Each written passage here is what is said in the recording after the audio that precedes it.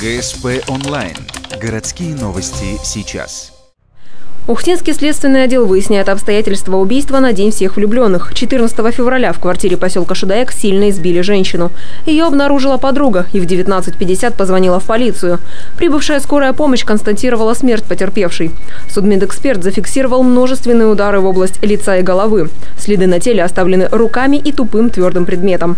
Предполагаемый преступник – сожитель. Вместе они прожили 8 лет. Оба характеризуются положительно. Работали, судимостей, административных нарушений, а также жалоб со стороны соседей нет.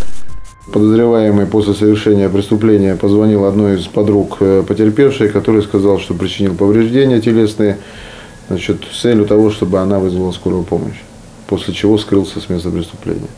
Возбуждено уголовное дело по статье «Умышленное причинение тяжкого вреда здоровью», повлекшей за собой смерть потерпевшего. Ее максимальная санкция предусматривает до 15 лет лишения свободы. Предположительный мотив преступления – ревность. Следствие продолжается. В данный момент подозреваемый находится в розыске.